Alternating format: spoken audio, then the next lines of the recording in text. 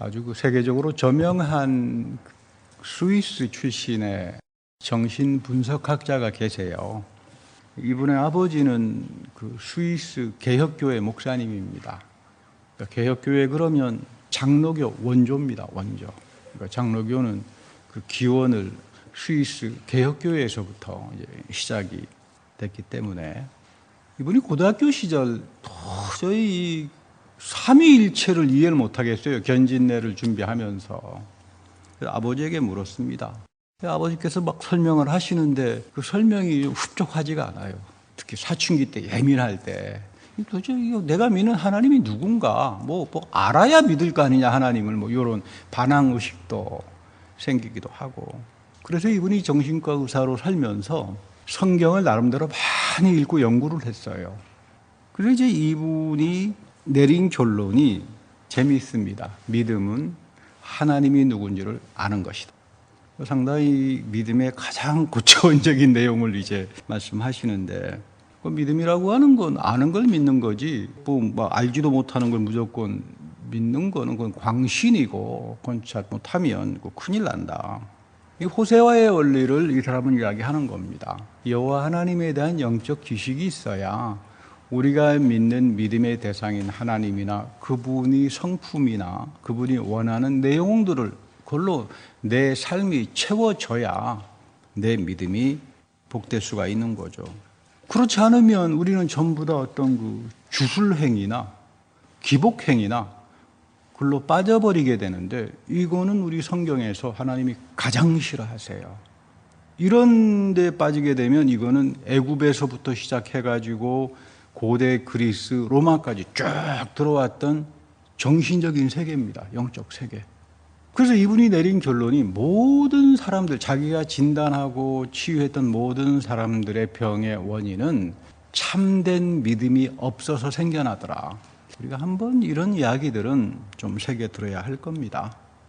우리가 인생 살면서 믿음이 없이는 종교적인 믿음을 떠나서도 그 아내가 남편을 믿지 못하고 남편이 아내를 믿지 못하거나, 당장 우리 운전하면서 교통신호를 믿지 못하거나 큰일 나잖아요. 그러면 사실 이 진정한 믿음이 뭔가, 그것은 여호와 하나님이 누구신지를 아는 대로부터 시작합니다. 그래서 여러분 좀 골치 아프더라도 어렵더라도 성경 공부 열심히 하셔야 돼요. 성경 공부는 단순한 정보 지식이 아니라 여호와 하나님이 어떤 분인가, 그리고 애굽에서, 고대 그리스에서, 로마에서, 그는 우리 시대에 이어지면서 어떻게 살아서 역사하는가를 알아야 나도 그 하나님을 뒤쫓아갈 수 있고 하나님 마음에 합한 자로 살아갈 수 있잖아요. 그러니까 여러분 제일 우리가 이제 조심해야 되는 게 정보 지식입니다. 정보 지식은 지식도 아닙니다. 이거는 여기저기 다니면서 몇 줄 가다 놓고 검증도 하지 않은 채 그걸 광신처럼 믿어버리면 그거는 여러분 진짜 고칠 약이 없어요. 교회 오래 다니신 분 중에 참 좋으신 분들이 많은데 정보 지식으로 너무 넘쳐나가지고 그 안에 살아계신 하나님이 없어요. 뭐 이런 잘못된 생각들이 이단에 미혹당하기도 하고, 또는 좌파들이 막 선동하면 거기 홍위병이 돼가지고 막 휩쓸려 다니고, 이런 사회적으로나 영적으로나 아주 피폐하게 되는 겁니다. 사실 우리가 믿음이라고 하는 게 자기 편견이나 자기 주관적인 지나친 경험에 이렇게 갇혀버리면, 이런 동굴에 갇혀버리면 볼 것도 제대로 보지 못하고 알 것도 제대로 알지 못하고 믿을 것도 제대로 잊지 못해요. 성령의 가장 중요한 특징은 내 마음을 여는 일을 합니다. 내 마음을 열어서 듣게 해요. 여러분, 오순절날 성령의 가장 위대한 사건이 뭔가요? 와서 듣고 내 마음을 열어서 듣게 하잖아요.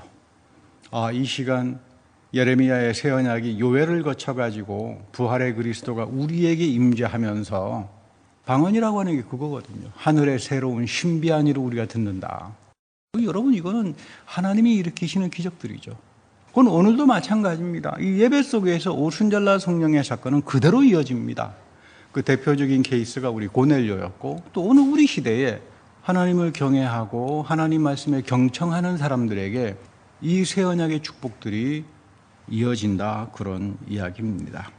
이 그때 믿음이 내 마음밭에 꽂혀서 살아서 역사할 때 우리가 염려하는 강구나 인생의 문제나 모든 것들이 하나님께서 해결합니다.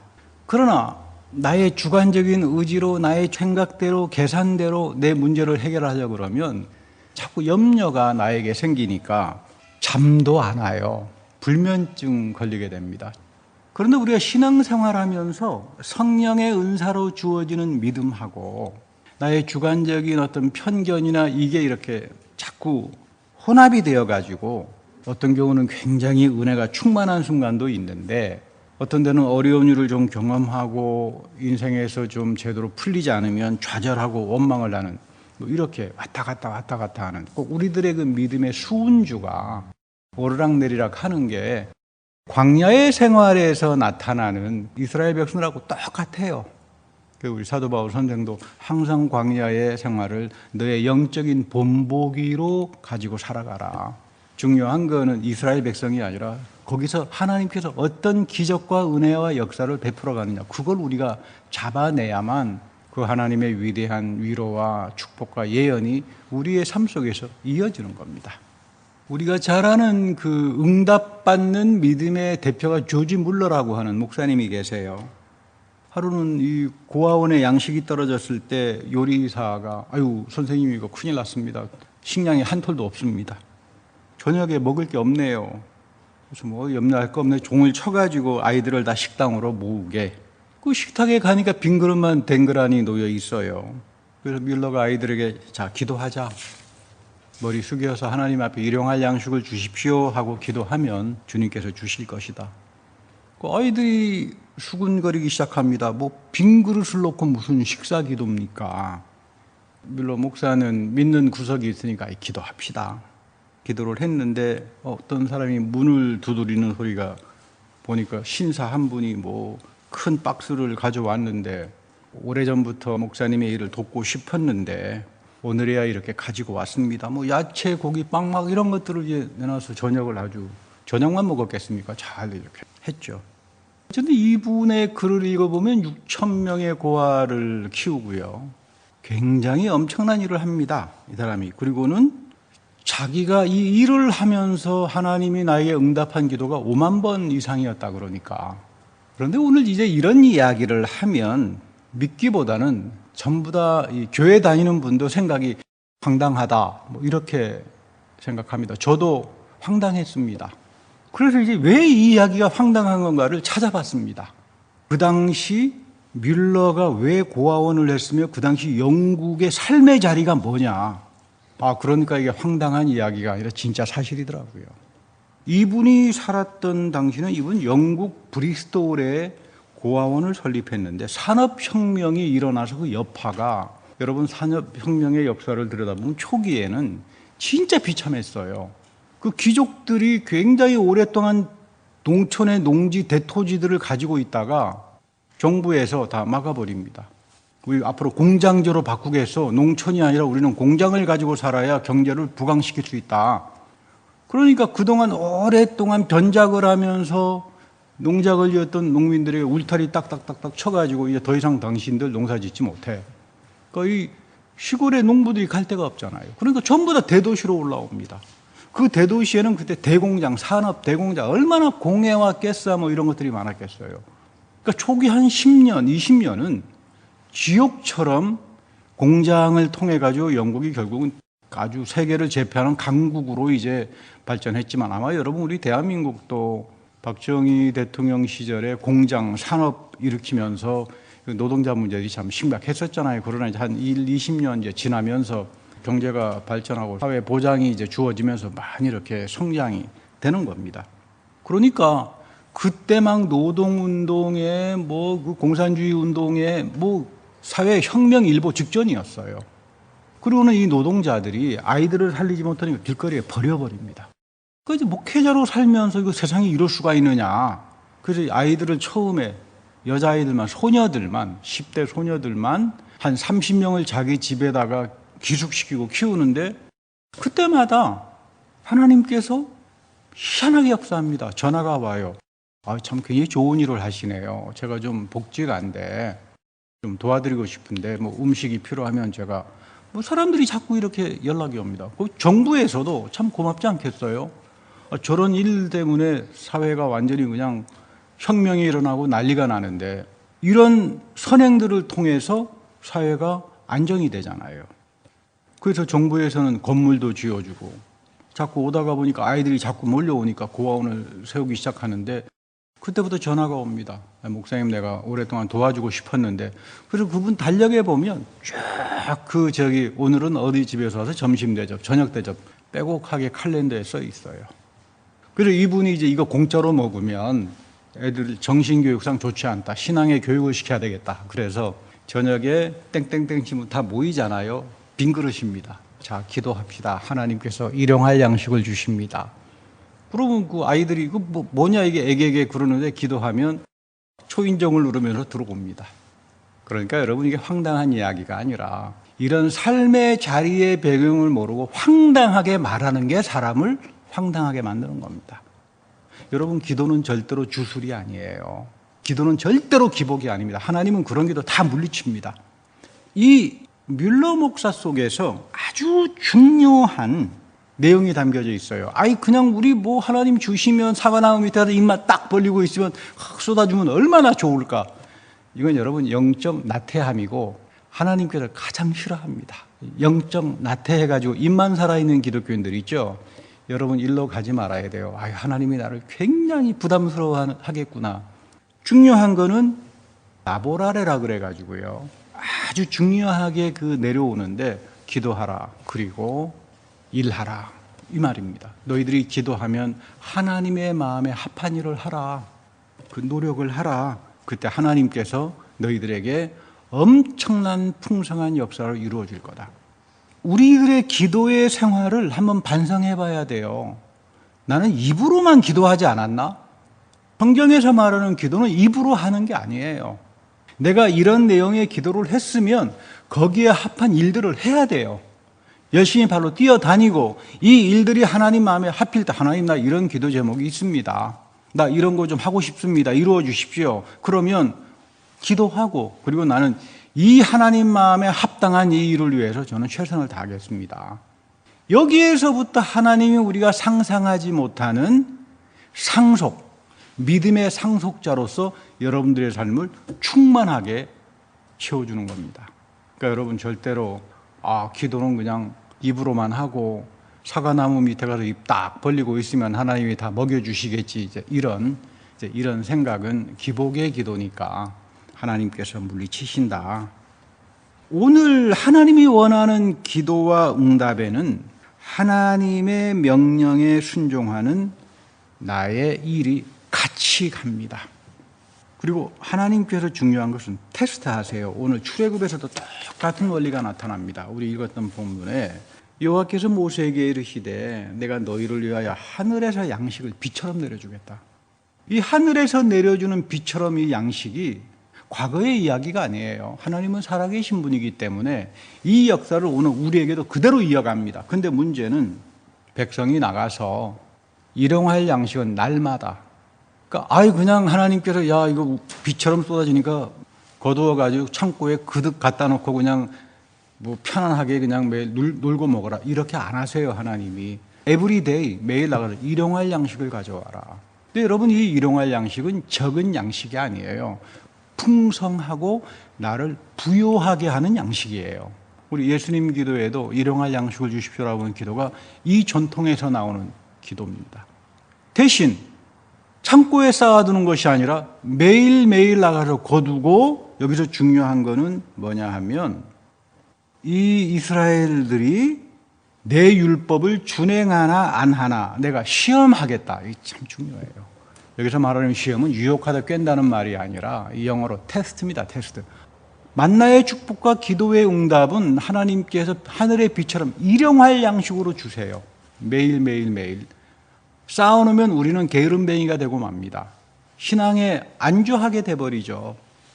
그런데 정말로 이들이 하나님의 율법, 하나님의 계명을 준행하면서 내가 쏟아주는 하늘의 비와 같은 부요한 양식을 하는지 안 하는지 테스트한다. 그 중심을 보신다 이 말이에요.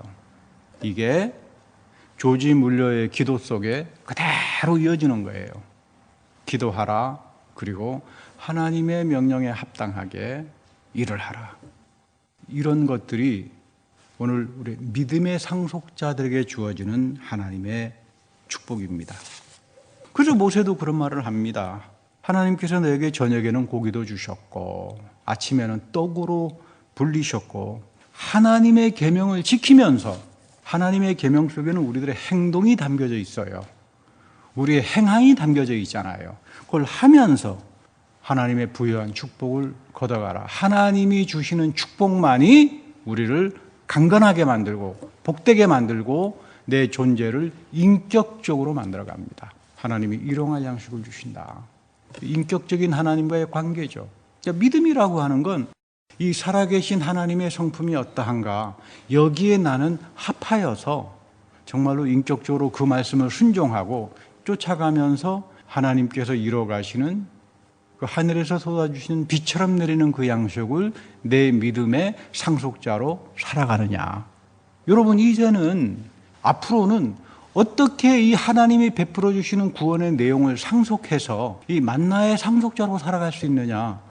그러니까 조금 어렵기도 하겠지만 여러분 기도하실 때 하나님 말씀 꼭 붙들고 하나님이 원하시는 뜻이 어디에 있는지를 이제 깨닫고 살아가는 그런 인생이 되기를 바랍니다. 우리 잘 알다시피 시편 90편에 보면 아주 그 유명한 은혜스러운 모세의 기도가 나오죠. 하나님, 우리에게 계수할 날을 가르쳐 주십시오. 우리 날을 계수하는 것을 가르쳐 주십시오.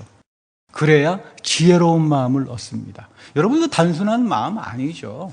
나의 날을 계수한다는 게 여러분 그냥 밥 먹고 자고 놀러 다니고 이런 날이 아닙니다. 모세가 이야기하는 우리의 날이라고 하는 건 그 광야에 처절했던 삶 속에서 주님의 기적을 경험하고 은혜를 경험하고 축복을 경험했던 그날을 손꼽아서 기억하면서 장차 이스라엘 백성의 미래에도 같이 해주시는 그 지혜로운 마음을 얻게 해주십시오. 그러니까 하나님의 축복은 지혜로운 마음을 가진 사람들, 믿음의 행함을 가지고 살아가는 사람들에게 주어지는 것이지 그냥은 안 됩니다. 특별히 광야에서 하나님께로부터 받은 은혜가 많았지만 만나의 사건은 정말로 나의 생명과 물질의 삶이 하나님이 주시는 일용할 양식으로 채워졌다. 하나님이 내 모든 생명의 물질을 채워줄 때 이것은 작은 양식이 아니라 하나님이 베풀어 주셨던 기적의 양식이었다. 여러분들이 비즈니스를 합니다. 또는 여러분들이 직장 생활을 할 겁니다. 우리가 생업이라고 하는 건 굉장히 중요합니다. 앞으로 또 보니까 사실인지 아닌지 모르겠습니다만 2025년도 세계 또 대공황 비슷한 경기 침체가 온다고 지금 미국에서는 계속 전문가들이 이야기를 하는데 정말로 이런 돈을 가졌다 그래서 난 물질이 풍부해 그래가지고 안전할 수 있는 사람이 아무도 없어요 지금. 이런 속에서 하나님이 만나로 이어가시는 그 은혜의 날을 계수하고 지혜로운 마음을 가져서 여호와 하나님을 온전히 신뢰하고 예배할 줄 아는 사람들, 기도할 줄 아는 사람들, 이 사람들이 마지막 때 구원의 축복을 가지고 복된 인생을 살아가게 됩니다. 지혜의 마음이라고 하는 것은 성령의 은사이기도 한데 이 지혜의 은사는 어떻게 오는가? 기도하는 사람들에게 와요. 이런 마음을 가지고 기도하는 사람들, 기도하고 행하고 하나님의 부요한 일용한 양식을 내 삶에 체득하기 시작하면 내가 받은 은혜의 날을 계수하면서 살다가 보면 지혜로운 마음이 옵니다. 내가 힘든 일이 생길 때 또는 내가 감당하기 어려운 일들이 생길 때 나는 더 이상 좌절하지 않습니다. 오히려 이 지혜의 마음이 나를 기뻐하게 합니다. 하나님께서 내 삶의 미래를 인도하신다라고 하는 것을 알기 때문입니다. 성령의 은사 중에 아주 중요한 지혜의 마음이 나에게 오게 되면 나의 믿음은 미래를 보는 축복으로 바뀌게 됩니다. 여러분, 이 기도의 원리가 이 믿음의 상속자로서 굉장히 중요한 원리를 가지고 있다. 이 기도의 원리는 10년 동안 여러분들에게 이야기를 다 해도 그 신비와 깊이와 다함을 설명하지를 못합니다. 이거 여러분, 조지 물러의 기도에는 이런 원리가 있었다. 지혜의 원리가 있었고 은혜의 날을 계수하면서 살았던 그 지혜의 마음이 믿음의 눈을 열어주니까 하나님께서 풍성하게 역사를 해주는 거죠. 이 똑같은 마음이 마태복음 오늘 읽었더니 본문에도 그대로 나타납니다. 흔히 우리가 알고 있는 오병이어의 기적이라고 합니다만은 여기서는 좀 다른 기적이에요. 광야에서 예수님의 말씀을 들으려고 한 4,000명이 나왔어요. 많은 무리들이 예수님을 쫓아다니는데 거기에는 뭐 생활이 좀 되는 사람도 있지만 뭐 일용할 양식이 없어가지고 하루 먹기 어려운 가난한 사람들도 많이 있습니다. 그래서 예수님께서 참 마음이 안 됐어요. 그냥 굶어서 돌려보내기도 참 그렇고 말이죠. 제자들에게 야 우리 뭐 음식이 얼만큼 있느냐 했더니 7개 떡과 2마리 물고기가 있습니다. 이거는 예수님과 제자들이 선교여행 다니면서 꼭 먹고 살아야 될 거 아닙니까? 제자들도 예수님도 뭐 드셔야 되니까 자기네 음식으로 비축해 놓은 거예요. 근데 예수님께서 그거 줘라. 제자들 속으로 부하가 터졌을 거예요. 아이고, 우리도 뭐 먹고 살아야 되는데 뭐 금식해야 됩니까? 힘든데. 근데 그래 재미있는 게 예수님께서 축사했다 그래요. 왜 기도했다라고 표현하지 않고 축사했다라고 얘기할까? 그 원전이 보면 성만찬이에요. 유크리스타. 굉장히 신비한 기도의 그 내용이 담겨져 있다. 예수님께서 기도했다가 아니라 번역 참 잘했어요. 우리나라 말에 축사했다. 하나님께서 이 음식을 통해서 이 성만찬을 통해서 하늘의 만나의 축복을 주실 것이다. 그걸 알고 계셨죠. 축사했다. 그래서 우리가 성만찬이라고 하는 게 우리에게 믿음의 상속의 축복을 이어가는 굉장히 중요한 영적 통로다. 오늘도 그리스도가 성만찬 속에서 우리를 위해서 안수하고 축사합니다. 감사에 대한 기도들이죠. 근데 배불리 먹고 남은 조각을 7강주리에 채웠다. 여러분, 이 말은 교지물로보다 더 황당하죠. 아니, 세상에 뭐 그럴 수가 있느냐. 이 사건의 내용이 뭐냐, 영적인 지식이 여러분들에게 붙어져야 합니다. 이 원문을 그대로 번역하면요, 여기에 이런 말이 나옵니다. 무리에게 주니가 다 배불리 먹고, 한국말에 물론 번역이라고 하는 게 다 잘 됐지만 이 언어의 어감을 표현하기 어려워요. 영어에서도 이거를 표현 못합니다. 이 성경 원전에 쓰여진 이 말 그대로 지역하면요, 영어로도 이게 번역하기가 어려우니 한국말로도 쉽지 않겠죠. 그대로 번역하면 먹었는데 배가 불려졌다 이런 뜻이에요. 그 의미가 먹었는데 예수님께서 줬는데 먹었는데 딱 피어리어도 먹긴 먹었어요. 예수님께서 주신 음식을 먹었는데 배가 불려졌다. 이거 신적인 수동태라 그래요. 신적인 수동태. 신적인 수동태. 그러니까 이게 뭐냐 하면 예수님께서 주셨는데 마태는 율법에 아주 그 정통한 사람이에요. 이 마태복음에.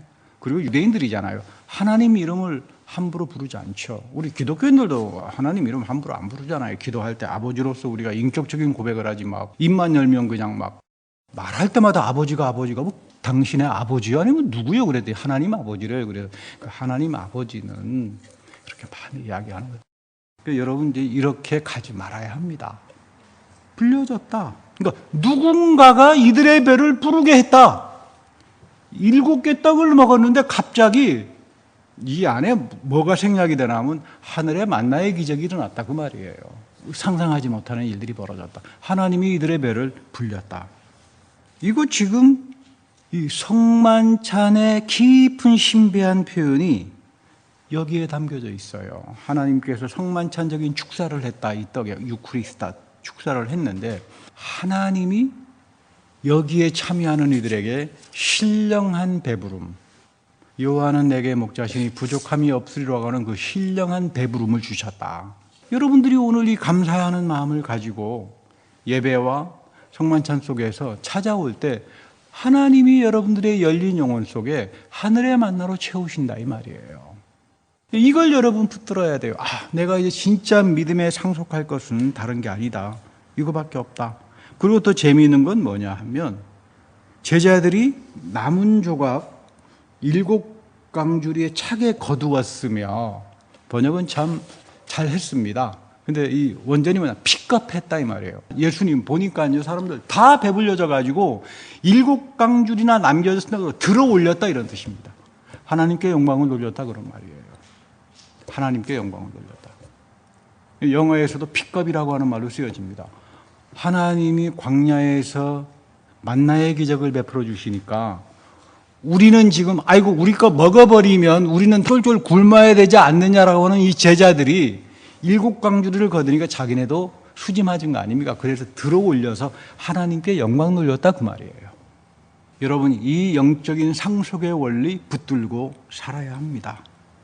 우리는 왜 이런 하나님이 내 삶을 부여하게 해주시는, 내 문제를 해결하시는 이런 축복에 이루지 못하는가? 절대로 해서는 안 되는 게 있어요. 첫째, 금송아지 앞에서 뛰놀지 말 것. 그 스트롬이라고 하는 기타 치고 드럼 치고 하면서 그 금송아지 앞에서 애굽에서 했던 그 아론의 거기에는 하나님의 저주가 임하지 하나님의 축복이 절대로 임하지 않습니다. 이런, 다시 말하면 스트롬을 치고 온갖 우상 숭배의 전통이 어디로 넘어가나 하면 고대 그리스로 넘어가요. 여러분 이제 역사를 공부하시다가 보면요, 고대 그리스 벌써 기원전 5세기 때 아테네하고 서로 물물 교육을 할 정도로 문명들이 융성했어요. 그러니까 이 애굽의 금송아지 앞에서 티스돔이라고 하는 탬버린 쳤던 이 여자 사제들이 델피의 신전에 가가지고 첫 번째 점치는 사제가 된다고요. 이게 그대로 로마까지 내려옵니다.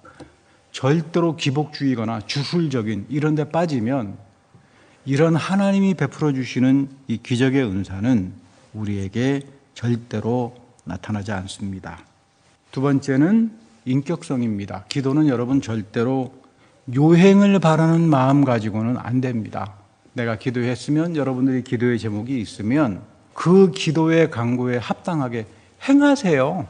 하나님은 여러분들의 중심을 보시니까 그러시면서 하나님이 여러분들의 인생에 내가 생각하지 못하는 곳에서 채워주고 새롭게 하고 내 삶을 풍부하게 해주는 겁니다. 그리고 세 번째, 기도는 이러한 살아계신 하나님을 만나면서 내 존재가 바뀝니다. 어떤 분들은 아유 목사님 백날 해보세요, 내 성질이 바뀌나. 근데 제가 보기에는 천사처럼 바뀌어 있어요. 자기는 모르죠, 자기가 바뀐다는 게. 성령이 내 마음을 채워주고 말씀이 내 마음밭에 치고 들어와서 살아계신 하나님의 그 성품과 인자하심을 가지고 기도하는 사람들, 하나님 마음에 합하게 사는 사람들. 그래서 사도 바울이 너희들은 기뻐하라 그러잖아요. 오늘 히브리서에서도 보면 굉장히 신비한 말씀을 하죠, 바울이. 예수는 영원히 계신다. 예수님은 제사장 직분을 가지고 있다. 누구를 위해서? 나를 위해서.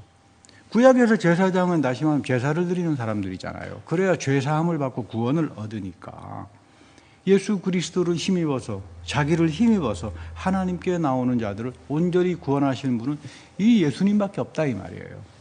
그런데 그 다음이 중요합니다. 그는 살아계셔서 나를 위해서 기도한다 이런 뜻이에요. 하나님 우편에서 나를 위해서 기도한다. 이 상속자들의 축복이죠. 예수 그리스도가 나를 위해서 하나님 우편에서 기도를 하셔야 돼요, 대제사장으로. 근데 내가 주술신앙에 빠지고 기복신앙에 빠지고 요행주의에 빠지고 영적으로 나태하고 하나님과 내가 제대로 된 인격적인 관계를 유지하지 못하고 살아가게 되면 이런 만나의 기적은 우리에게 오지 않습니다. 나는 이제 믿음의 상속자로서 만나의 축복을 상속하며 살겠다. 여기에 올인하시는 여러분들이 되기를 간절히 바랍니다.